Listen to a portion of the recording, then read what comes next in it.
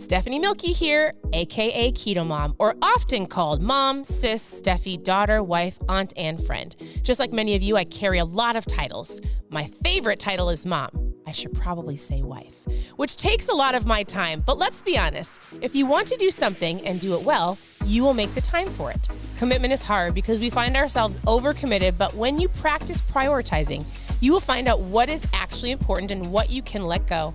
With the KetoMOM podcast, you will learn together how to manage our time, commit to the most important things in life, and I will equip you with the tools you need to feel qualified each step of the way. My name is Stephanie Milky, and welcome to the KetoMOM Secrets podcast.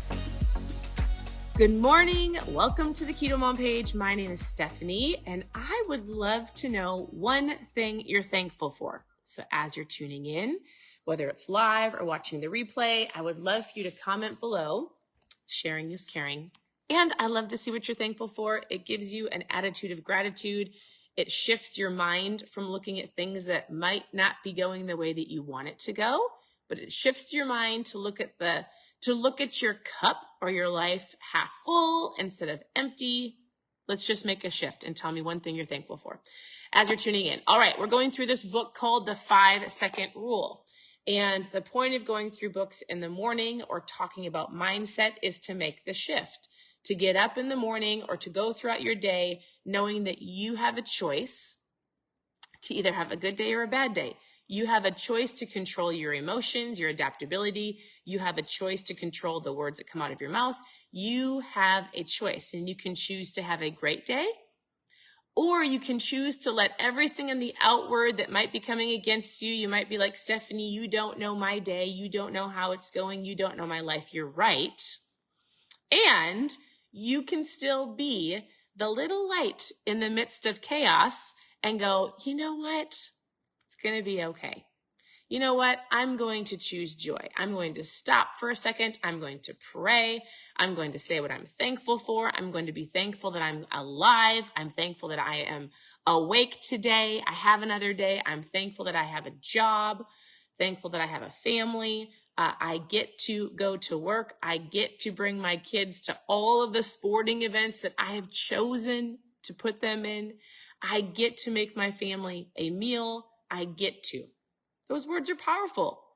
If you are constantly running this thought in your mind that I have to do this, I have to go to the gym. You don't have to do anything, but you get to do it. And when you make that one simple shift, it'll help you see today in a different perspective. You get to do all of those things.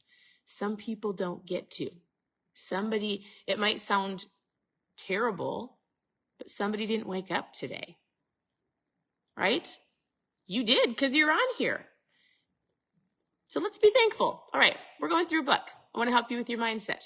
I was just talking to one of my friends. She goes to church with me. She reached out and she's like, Stephanie, all right, I'm ready to make a change. I need you to help me.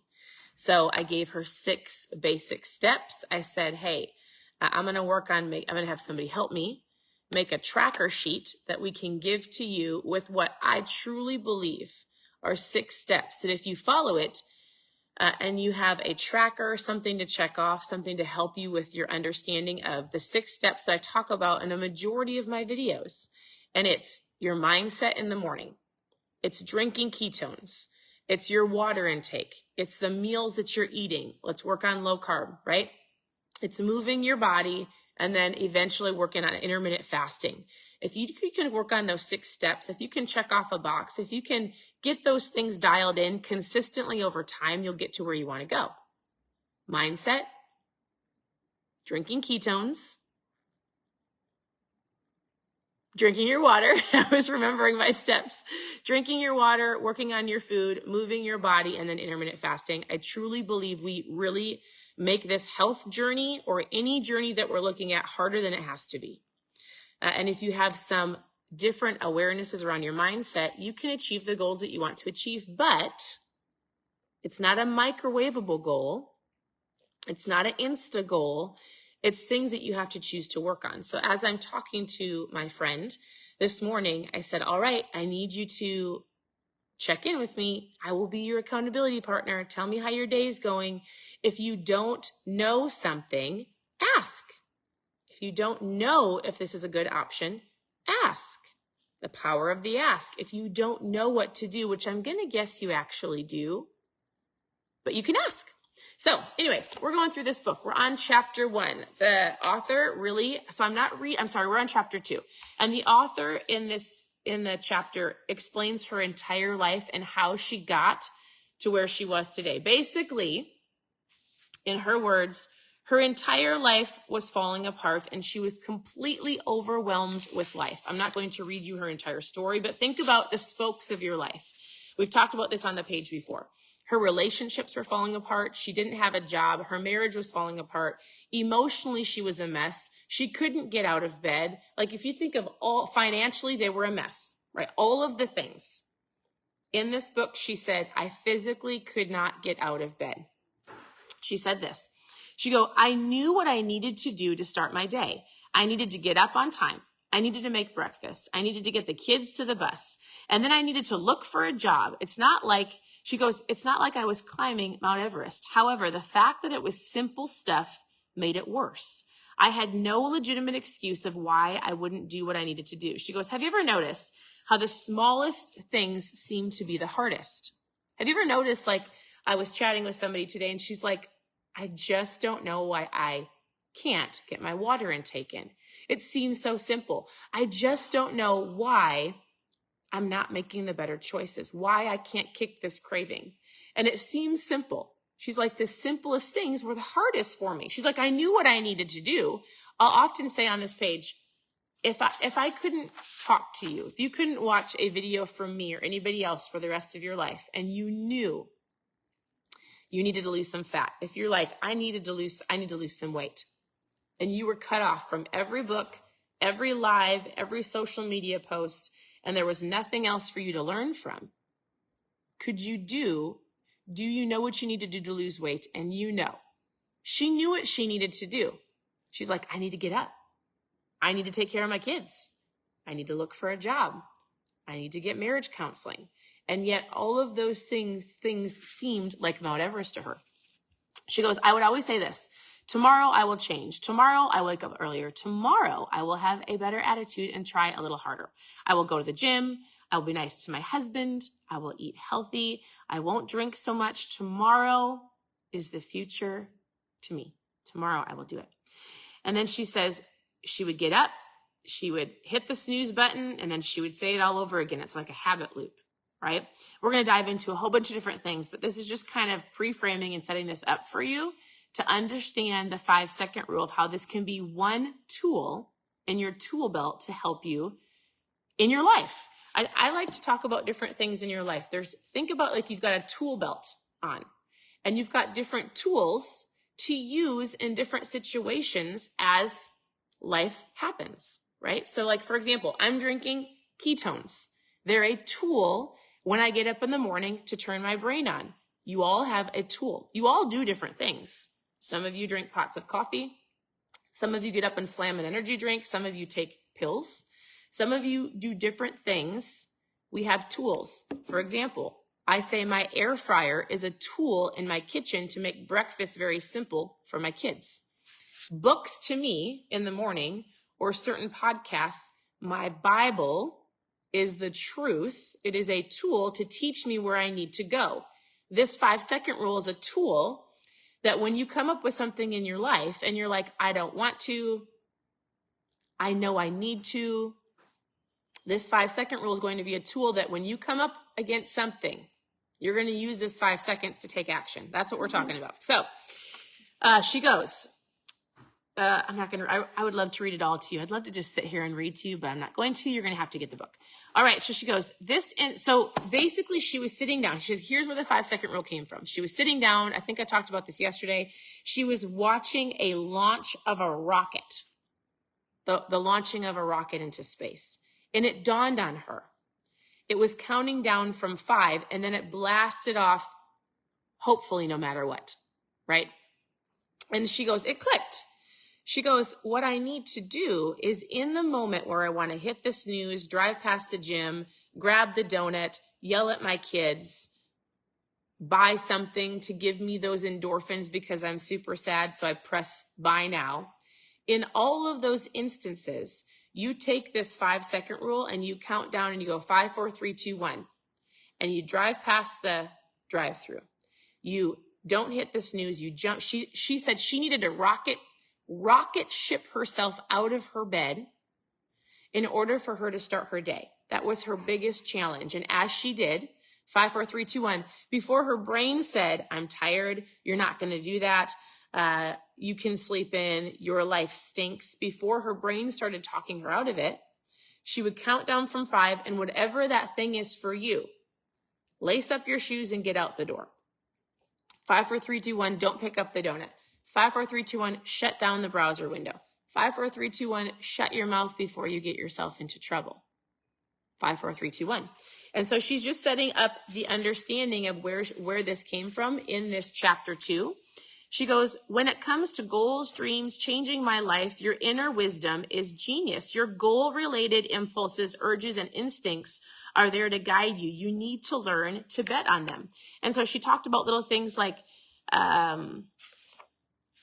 for example, she goes, let's say you have a health goal. Everybody on here has a health goal. She goes, if you walk into a living room, nothing happens. But if you walk past a gym, your prefrontal cortex lights up, and because you are near something related to getting healthy, as soon as you pass the gym, you feel like you should exercise. That's an instinct reminding you of your goals. That's your inner wisdom. It's important to pay attention to those, no matter how small they seem.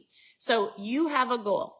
You know what you need to do. And this 5-second rule can take you from hitting the snooze, walking past the gym, eating the donut, or doing the things you know you shouldn't be doing because you have a goal to get healthier. 5, 4, 3, 2, 1. And whatever it is, you either stop or start before your brain says, oh, but it's going to taste so great. Or before your brain says, it's not worth it, or you shouldn't do it, or I am too tired, or you can start tomorrow. You use the 5-second rule in any area that you need to use it in to start or stop. It's an action or walk past it. Does that make sense? Is this making sense? So that's it. That was chapter 2. Tomorrow we'll dive into what you can expect when you use the 5-second rule. So this is the book for those who've been asking. Take a screenshot. You can listen to it. It's a great book to go through. It is one tool of many as you learn how to become a better you. You take these things, you don't just take them and put them in your tool belt and never use them, right? The importance of having a tool belt of things that you know work for you is you take out the tools when you need them to use them. So for example, I put ketones in a shaker bottle every morning because it is a tool. I call it my mom fuel to turn my brain on, to help me not eat as much, to help me intermittent fast. It helps me feel better as a person. It gives me energy to homeschool our girls. This is my tool. This would not help me if it sat in my cupboard. I have the tool. I have the ketones. Maybe I'm crabby. Maybe I'm low on energy. Maybe I'm snacking all morning. And if my tool was sitting in the cupboard, it wouldn't work if it was sitting down there. This is a tool. Everybody on here knows you now have the awareness, and you can't unknow what you know. So I just put a tool in your tool belt. It's 5 seconds. It's not going to work if you don't take it out and use it, right? So take things that you learn, categorize them, put them in, and then start using them. The secret to anything in life is going to be the word action. I mean, there's lots of secrets. Consistent action, intentional action, but nothing works until you take it out and use it consistently over time. And then you put it back, and you take it out, you put it back, you take it out. And so this is the book we're going through in the mornings. Yesterday, I did 3 lives. We talked about this book. Yesterday, I did a live around lunchtime. We talked about what I was going through during a crazy workout, which I'm so sore today, but I'm so thankful. I had a lot of conversations with our kids. We talked about doing hard things, the power of doing hard things. I've had some really great conversations with our girls.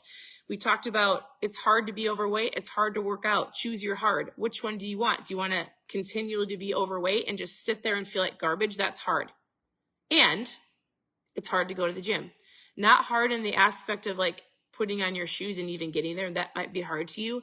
But yeah, it was really hard.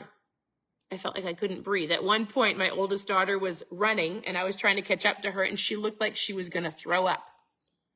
I said, "Are you going to throw up?" And she's like, "I don't want to throw up." And so it was hard. But on the other side of hard, either you're going to choose the hard of being overweight and it's never going to feel better, or you're going to choose the hard that eventually you will feel better. When we were done with the workout, we felt amazing. I mean, I'm really sore, but I feel great. I feel accomplished, right? Choose your hard. There's an entire poem I actually should share with you. I'll post in my stories today. It's a whole hard poem of like, this is hard and this is hard. Choose your hard. This is hard and this is hard. Choose your hard. Today, choose your hard. You can sit and wallow in your sorrows, and that's hard because it is not fun. Or you can get up and do something about it, and that's hard. But it has a reward at the end of the consistent hard. Take action. All right. Thanks for tuning in. I'll do some more lives later today. I did a live last night all about why I drink ketones and why I use that tool and how you can join me. Go watch that. Otherwise, send me a message. I'm always here to help. I hope you have a great morning, and we'll talk to you soon.